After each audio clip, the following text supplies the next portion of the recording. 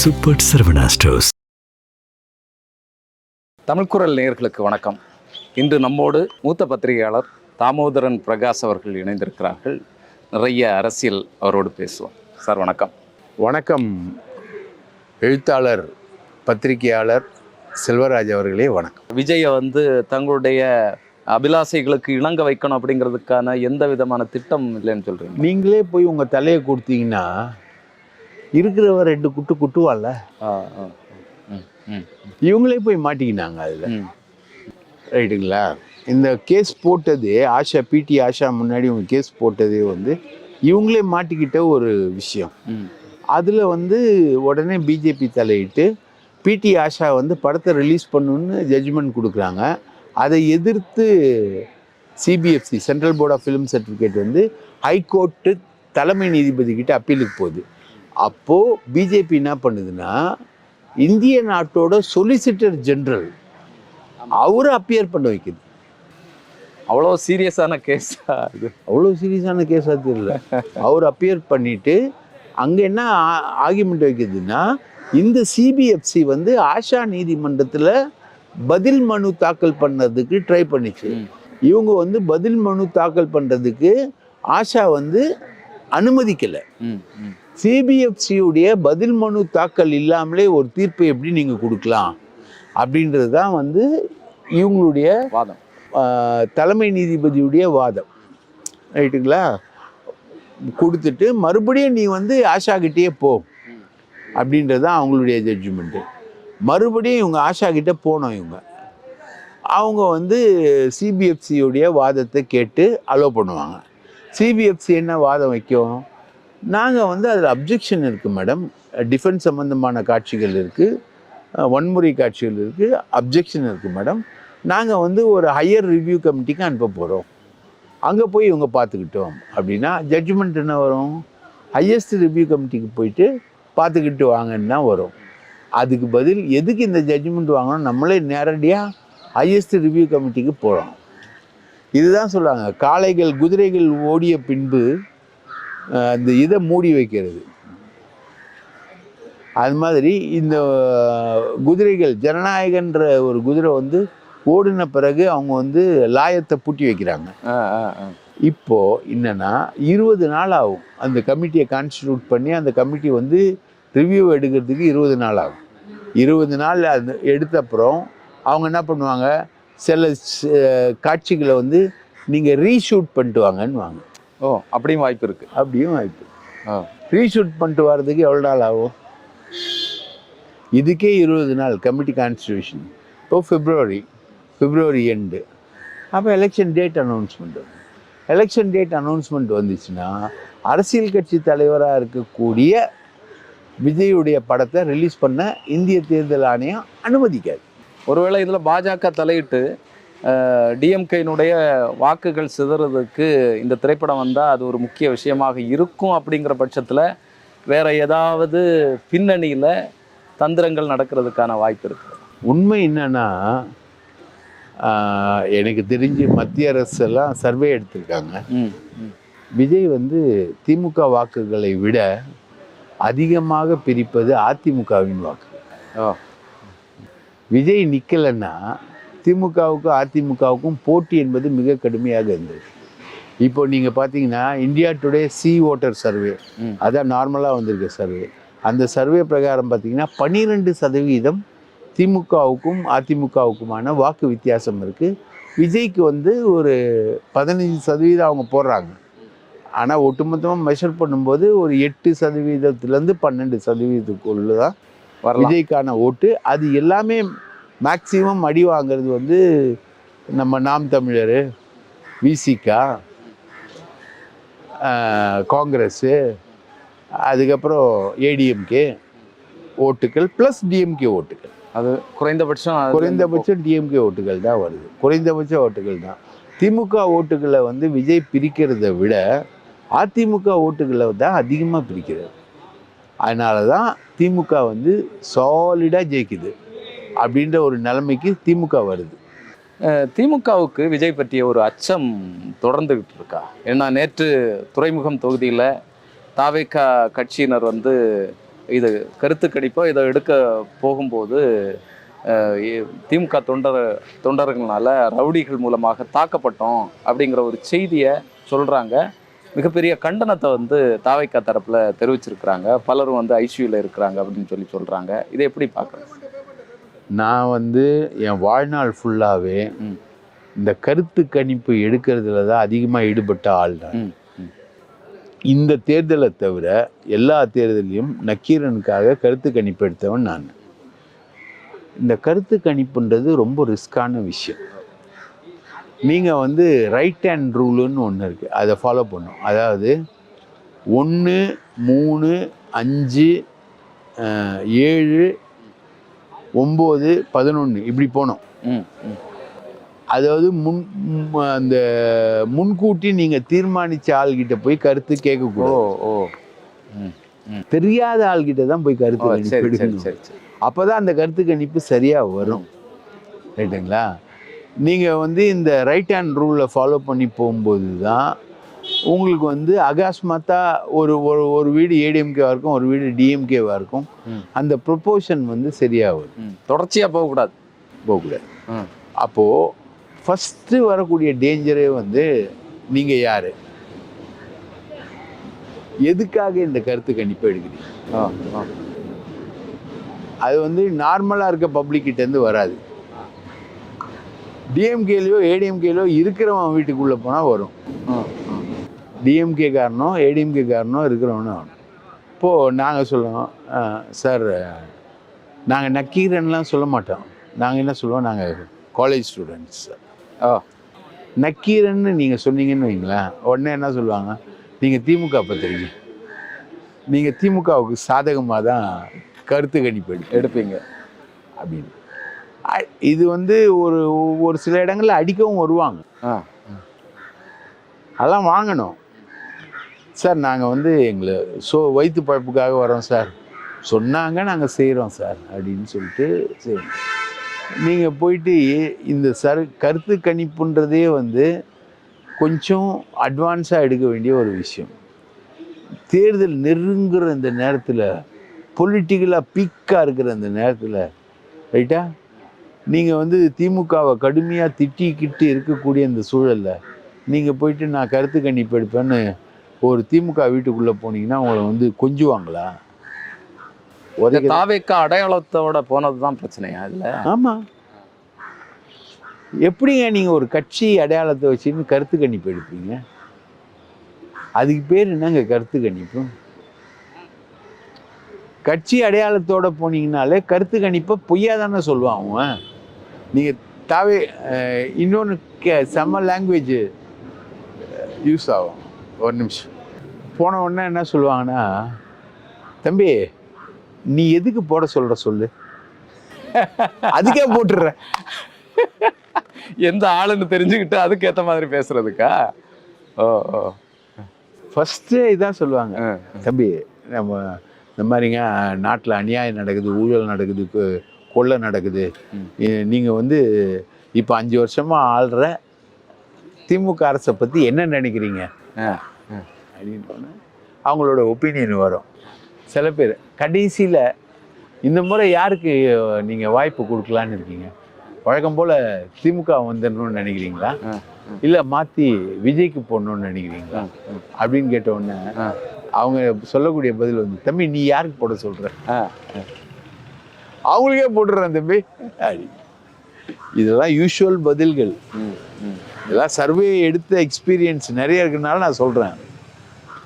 இது போய் ஒரு கருத்து கணிப்பு, இதை வந்து நான் தாவேக்கான்னு சொல்லிட்டு போயிட்டு அதுவும் விளிம்பு நிலை மக்கள் வசிக்கக்கூடிய துறைமுகம் பகுதியில் போயிட்டு நீ இப்படிலாம் கருத்து கணிப்பு எடுத்தா முட்டாள் கூட இந்த வேலையை செய்ய மாட்டான். இது உததான் விழும், இதுக்கு மாற்று கருத்தே இல்லை. நீ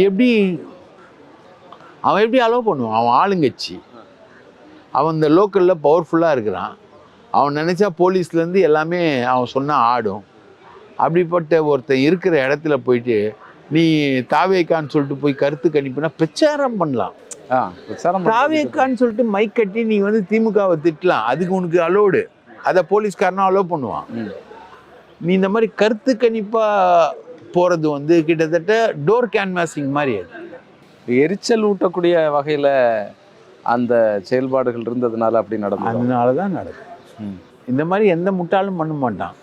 இது வந்து ரிஸ்க்கு, எரிச்சல் ஊட்டக்கூடிய செயல்பாடு. சார், நாங்கள் தான் வந்து ஊழலற்ற ஆட்சியை வந்து தமிழகத்துக்கு கொடுக்க போகிறோம் அப்படின்னு சொல்லி டிவிகே விஜய் அவர்கள் சொல்லிட்டு இருக்கிறாரு. இப்போ வந்து வேட்பாளராக மனு தாக்கல் பண்ணுறவங்களுக்கு அறிவிக்கப்படக்கூடியவங்க வந்து 1 கோடி ரூபா டிடி எடுத்து கொடுக்கணும், மற்றபடி செலவுக்காக 2 கோடி ரூபா நீங்கள் கையில் வச்சுருக்கணும் அப்படிங்கிற ஒரு செய்தி கசிந்து கொண்டிருக்கிறது. தாவைக்காவிலேருந்து நிற்கக்கூடிய அந்த வேட்பாளர்களுக்கு சொல்லப்பட்டிருக்கிறது. எப்படி பார்க்குறீங்க சார்? இது ஊழலை ஒழிப்பாங்களா? அதாவது கற்பை வந்து பெருசாக உயர்த்தி பிடித்து ஒரு படம் எடுக்கும்போது அதுக்கு நடுவில் வந்து கவர்ச்சி டான்ஸ் வைப்பாங்கள்ல, அந்த மாதிரி தான் இது. படம் வந்து கற்பை உயர்த்தி பிடிக்கிற கண்ணகியோட கதையாக இருந்தாலும் நடுவில் ஓடுறதுக்கு கொஞ்சம் சில்கோட கவர்ச்சி டான்ஸ் தேவை. ஓட வைக்கிறதுக்கு கவர்ச்சி தேவை.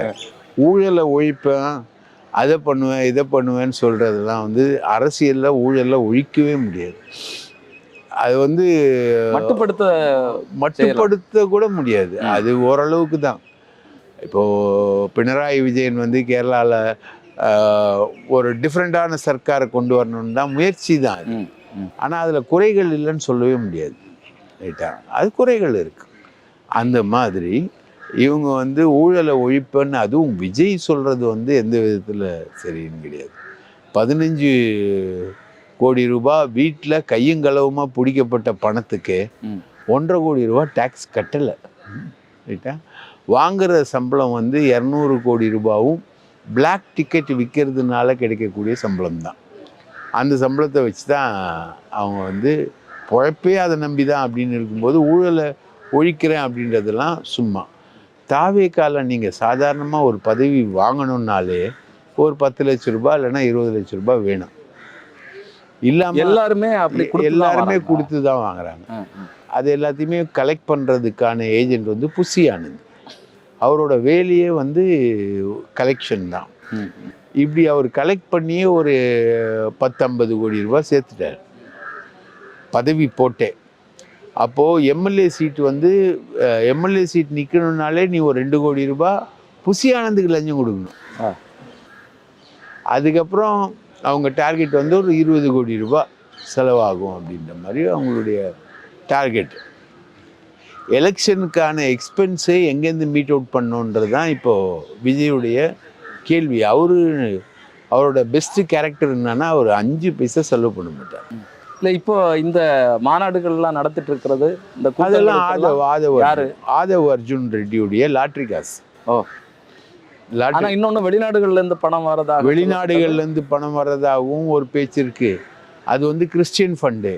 அது இல்லாமல் பிஜேபி கிட்ட இந்த கட்சியை தொடங்குறதுக்குன்னு ஒரு அமௌண்ட் வாங்கினதாகவும் ஒரு தகவல் இருக்கு. அது வந்து கிறிஸ்டியன் ஃபண்டு, இது வந்து ஹிந்து ஃபண்டு. ஒரு சமூக நல்லிணக்கமான கட்சி அப்படிதான் வராங்க. அவங்களுடைய ஃபார்மேஷனே அப்படிதான் வராங்க. கிறிஸ்டியன் ஃபண்டு ஃபுல்லாக இவாஞ்சலிக்கல் ஃபண்டுன்னு சொல்லுவாங்க. நல்ல ஒரு பேர் சார், இவாஞ்சலிக்கல் ஃபண்டுன்னு சொல்லுவாங்க. அந்த ஃபண்டு வந்து கிறிஸ்துவ மதத்தை பரப்புறதுக்காக இருக்கக்கூடிய ஒரு ஃபண்டு. அது லேலா மூலமாக நம்ம வியூக அமைப்பாளர் இருக்கார் இல்லையா, ஜான் ஆரோக்கியம், அவரே கிறிஸ்துவ மத பிரச்சாரகர் தான், போதகர் தான் அவர். ரைட்டுங்களா? இல்லை, மதம் மாற்றவர் இங்கே எப்படி வந்து சேர்ந்தாரு? இதுதான் நல்ல ஒரு பணி, மாத்திரட்டை கொண்டு போய் மாசான ஒரு பணி. கர்த்தர்கிட்ட கொண்டு போகிறாங்களே இல்லையா, இவங்க வந்து திருடி எல்லாத்தையும் கட்டு தான் கொண்டு போவாங்க. கர்த்தர்கிட்ட எல்லாம் கொண்டு போக மாட்டாங்க. லைக் தட் இவங்க அந்த மாதிரி ஒரு இதுதான். இது ஒரு உங்களுக்கு பார்த்தீங்கன்னா எந்த விதமான கொள்கையும் இல்லாமல் பார்க்குறதெல்லாம் கொள்கையை அடாப்ட் பண்ணிக்கின்னு பெரியாரா அவர் மிகப்பெரிய ஆள், அது ஒரு கொள்கை. ரைட்டா? அது பெரியாரை வந்து இன்ட்ரடியூஸ் பண்ணுறது வந்து ஆதவ் அர்ஜுன் ரெட்டி. அவர் வந்து பெரியாரெல்லாம் படித்தவர். அந்த மாதிரி ஒன்று பெரியாரை பெரிய ஆளாக வளர்ந்துருக்கிறதுனால அப்படி சொல்கிறார். அவர் அப்படி சொல்கிறாரு. அது வந்து பெரியாரை அடாப்ட் பண்ண ஒரு விஷயம். அந்த மாதிரி ஒவ்வொன்றும் அடாப்ட் பண்ணிக்கிறது தான். ரைட்டுங்களா? இந்த சாங்கு நல்லா இருக்கா, இந்த சாங்கை செலக்ட் பண்ணு, நம்ம படத்துல பயன்படுத்திக்கோ. இந்த டான்ஸ் மூமெண்ட் நல்லா இருக்கா, அதை பயன்படுத்திக்கோ. இந்த செட்டப் நல்லா இருக்கா, பயன்படுத்திக்க. இந்த ஃபைட்டு நல்லா இருக்கா, பயன்படுத்தி. அந்த மாதிரி வந்து ஒரு டெய்லர் மேடு, ரெடிமேட் மாதிரி தான். ஒரு சினிமா மூட்லேயே இருக்கிறாங்க. அதே மூடில் இருக்கவங்க தான். இப்போது சட்டை எடுத்து உங்கள் துணியை எடுத்து உங்கள் அளவுக்கு தைக்கிறது வேற, கிடைக்கிற துணியெல்லாம் வச்சு அட்டாச்மெண்ட் பண்ணி தைக்கிறதுன்றது அது வேற. இது வந்து கிடைக்கிற துணியெல்லாம் அட்டாச் பண்ணி தைச்சி ஒரு விதமாக கொண்டு வரக்கூடிய ஒரு இதுதான் விஜயோட லைஃபே தான். அதே தான் வந்து இங்கேயும் கண்டினியூ. ஆனால் காலகாலமாக விஜயினுடைய ரசிகர் மன்றத்தில் இருந்து வேலை செஞ்சு வரக்கூடிய சாதாரணப்பட்ட நபர்களுக்கு அப்போ இங்கே சீட்டில் நின்று ஒரு வெற்றி வாய்ப்பை சுவைக்கக்கூடிய ஒரு வாய்ப்போ, ஜனநாயக இந்த விஷயங்களில் பங்கெடுக்கக்கூடிய வாய்ப்போ இல்லையே சார்? இருக்கு. அது இல்லாமலாம் போக முடியாது. ஏன்னா அப்படி ஒன்று இருந்தால் தானே பின்னாடி வர்றவனுங்களெல்லாம் திருப்தி ஏமாற்ற முடியும். சில நபர்களாக இப்போ எடப்பாடி சொல்றாரு இல்லையா, சாதாரண தொண்டை வந்து முதலமைச்சர் ஆயிடலாம். அது அதிமுகன்னு. அதிமுகவில் இது வரைக்கும் முதலமைச்சரான எவனுமே சாதாரண தொண்டன் கிடையாது. ஓ பன்னீர்செல்வமும் சசிகலாவுக்கு நெருக்கமான தொண்டர். அதனால தான் அவர் முதலமைச்சர் ஆனார். எம்ஜிஆர் எப்படி முதலமைச்சர் ஆனார்னு தெரியும். ஜெயலலிதா ஏன் முதலமைச்சர் ஆனாங்கன்னு தெரியும். எடப்பாடி ஏன் முதலமைச்சர் ஆனார்னு தெரியும். அப்போது என்ன சொல்கிறாங்க, சாதாரண ஆள் கூட முதலமைச்சர் ஆகிடலாம். டிஎம்கே மாதிரி கலைஞரோட குடும்பத்தில் இருக்கிறவங்க தான் முதலமைச்சர் ஆகணும்னு இல்லை அப்படின்ட்டு காட்டுறாங்க. இப்போது எடப்பாடி வந்து நாளைக்கு அவருடைய மகன் மிதுன் வந்து முதலமைச்சர் ஆகணும் அப்படின்னு அவர் கொண்டு வந்தார்னா யார் எதிர்க்க போகிறா? யாரும் எதிர்க்க போகிறதில்ல. இப்போது சசிகலா என்ன முயற்சி பண்ணுறாங்க, ஜெயலலிதா முதலமைச்சராக இருந்தாங்க, நானும் முதலமைச்சர் ஆவேன் அப்படின்னு தானே அவங்க முயற்சி பண்ணாங்க. அவங்க ஆனால் கூட பரவாயில்ல, அவங்க புருஷன் நடராஜன் வந்து முதலமைச்சர் ஆகணும்னு சொல்லிட்டு ஒரு பெரிய அளவுக்கான ஒரு முயற்சி. இது ரெண்டுத்தையுமே ஜெயலலிதா அனுமதிக்கலை. சசிகலாவையும் அனுமதிக்கலை, நடராஜனையும் அனுமதிக்கலை. வேற யாரை வேணா இருந்துட்டு போட்டு இவங்க இருக்கக்கூடாதுன்றதுல அந்தமாக கிளியராக இருந்தது. இது வந்து பரமசிவன் கழுத்து பாம்பா இருந்தது. பரமசிவன் செத்து போனோன்னா அந்த பாம்புக்கு மரியாதை இல்லாமல் போயிடுச்சு. பரமசிவன் கழுத்துல இருக்கிற வரைக்கும் பாம்பை கும்பிட்டு தொட்டு கும்பிட்டாங்க. பரமசிவனே செத்து போயிட்டாரு. அதுக்கப்புறம் பாம்புக்கு இந்த மரியாதை தூக்கி போட்டாங்க. ஸோ இதுதான் ஃபைட்டு. அப்போ அந்த பிம்பத்தை அவங்க வச்சுப்பாங்க. சாதாரண ரசிகர் மன்ற தலைவராக இருந்தவர் ஏன் எல்லாரும் கட்சிக்கு வந்தாலும் புசி ஆனந்தை ஏன் வச்சுக்கிறாங்க? அவருக்கு பேசக்கூட தெரியல. 84 எல்லாருக்கும் வழக்கணமுங்க வணக்கமுங்கன்றத எல்லாருக்கும் வழக்கணமுங்கோ அப்படின்ற மாதிரி அந்த திண்டிவனம் பகுதி கிராம பாஷையை தான் பேசுகிறாரு. அப்படி பேசக்கூடிய ஒரு ஆளை வந்து இன்னைக்கு வரைக்கும் பொதுச் செயலாளர்னு அவங்க வச்சிருக்கிறதுக்கு காரணம் வந்து சாதாரண தொண்டன் கூட கட்சியில் உயர் பதவிக்கு வரலாம் அப்படின்றதுக்காக வச்சிருக்காங்க. இன்னொன்று, இயக்கத்தினுடைய அடையாளமாக கூடாது இருக்கலாம்ல, நற்பணி மன்றத்திலேருந்து வந்தவர் அப்படிங்கிறதுக்கான அதுக்கான அடையாளம் தான் காட்டுறதுக்காக. விரைவில் வந்து விஜய் அவர்கள் பத்திரிகையாளர்களை சந்திக்க போகிறாரு. விஜயனுடைய குரல் இனி ஒலிக்க போகிறது, எல்லாத்துக்கும் பதில் சொல்ல போகிறாரு அப்படின்னு சொல்லி செய்திகள் பரவிட்டு இருக்கு. எப்படி பார்க்குறீங்க? என்டிடிவி வந்து 5 மணி நேரம் விஜயோட பேசியிருக்காங்க. விஜய்க்கு வந்து அவங்க கேட்ட கேள்விக்கெல்லாம் வந்து ஜான் ஆரோக்கியம் தான் வந்து பதில் சொல்லியிருக்காரு. அந்த பதிலை ஏற்று வாங்கி சொல்கிறதுக்கு கூட விஜயால முடியல. அதுக்கு அவர் 5 டேக்கு 10 டேக்கு எடுத்து கடைசியில் இது வெளியில் வந்தால் நமக்கு அசிங்கம் அப்படின்னு அந்த ஷூட்டிங்கை கேன்சல் பண்ணிவிட்டு நாங்கள் கேமராவோட போகல, சும்மா தான் விஜயை பார்த்து. அப்போ உள்ளே போய் எடுத்தாங்க, ஷூட் பண்ணாங்க. 5 மணி நேரம் ஷூட் பண்ணோம். ஓ, விஜயால் கோப்பப் பண்ண முடியல. விஜய்க்கு அந்த அளவுக்கு கெப்பாசிட்டி இல்லை. விஜய் ஒரு நல்ல லிஸ்னர், எல்லாமே ரைட்டு. ஆனால் இப்போ நீங்கள் வந்து பல பத்திரிகை எடிட்டர்ஸ் இருப்பாங்க, பத்திரிகை ஆசிரியராக வந்துடுவாங்க. அவங்கள வந்து ஒரு யூடியூப்பில் ஒரு 10 நிமிஷம் பேச சொன்னால் பேச தெரியாது. அந்த புலமைங்கிறது வேற. அந்த புலமை, அந்த ஆளுமைன்றதே வேற. அந்த சொல்லாடல், சிந்திக்கிற திறன், அதை வெளிப்படுத்துகிற விதம், ஏற்றம் இறக்கம், இந்த விஷயங்களோடு அது சொல்கிறது என்பது அது ஒரு கலை. பேச்சுக்கலைன்றது ஒரு மிகப்பெரிய கலை. எழுத்துக்கலைன்றது அதை விட பெரிய கலை. எனக்கு சின்ன குத்தூசியார் ரூமில் வந்து எனக்கு ஒரு ப்ரோவப் தான் இருக்கும். கால் இருக்கக்கூடிய எல்லாராலையும் நடக்க முடியும், ரைட்டா? கை இருக்கக்கூடிய எல்லாராலையும் எழுத முடியாது. ஆமாம், கை இருக்கலாம், உனக்கு கை இருக்கலாம், ஆமாம் ஆமாம், ஆனால் நீ வந்து ஒரு எழுத்தாளர் ஆகிட முடியாது. எழுத்தாளர் ஆவதற்கான தனி குவாலிஃபிகேஷனு, தனி விஷயங்கள் எல்லாமே உண்டு. அதுதான் இந்த விஷயம். ஸோ இதுதான் விஜய்க்கு அது கிடையாது, சுத்தமாக கிடையாது. அதுக்கு இப்போது நீங்கள் ஒரு விஷயத்துக்கு ரியாக்ட் பண்ணுறீங்க அப்படின்னா, நீங்கள் ஒரு கேள்வி கேட்குறீங்க, நான் ஒரு பதில் சொல்கிறேன் அப்படின்னா, அதுக்கு ஒரு பேக் திங்கிங் வேணும், ஒரு ஸ்டோரேஜ் வேணும். இப்போ நீங்கள் பத்திரிகையாளர் சந்திப்பு விஜய் சம்மந்தமாக கேள்வி கேட்பீங்கன்னு தெரியாது. ஆனால் எனக்குள்ளே வந்து விஜய் ஏற்கனவே நடத்திய பத்திரிகையாளர் சந்திப்பு சம்பந்தமான இன்ஃபர்மேஷன் எனக்குள்ளே இருக்கிறனால தான் இந்த பதிலை என்னால் தர முடியும். புரியுதுங்களா? ஸோ இது என்டையர்லி வேறு. அவர் பத்திரிகையாளர்கள்லாம் சந்தித்தா மாட்டிப்பார். அதுக்கான வாய்ப்பு இல்லை, அதுக்கான வாய்ப்பே இல்லை. எந்த சினிமா நடிகரும் பிரச்சனை, கமலை தவிர ரஜினி ஆஃப்டர் லேட்டர் ஸ்டேஜில் தான் ரஜினி முதல்லேருந்தே கமலஹாசன் அவரால் ரியாக்ட் பண்ண முடியும். கமலை தவிர வேறு எந்த நடிகராலையும் இதுக்குள்ளே இந்த மாதிரி கண்டினியூவஸாக பேச முடியாது. ஜனநாயகன் திரைப்படம் வழக்கு வந்து போயிட்டு இருந்தது கோர்ட்டில், அதை இப்போ விட்ரால் பண்ணியிருக்காங்க.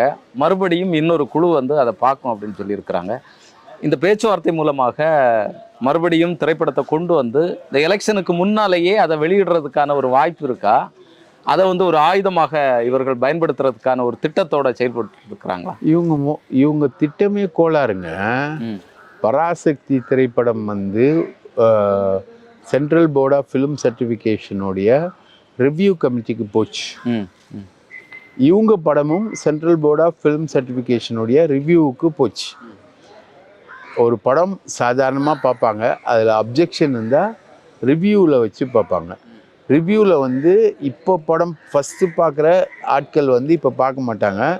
இது வந்து வேறு ஆட்கள் தான் இன்னொரு பார்ப்பாங்க. இன்னொரு குழு, வேறு குழு தான் வந்து பார்ப்பாங்க.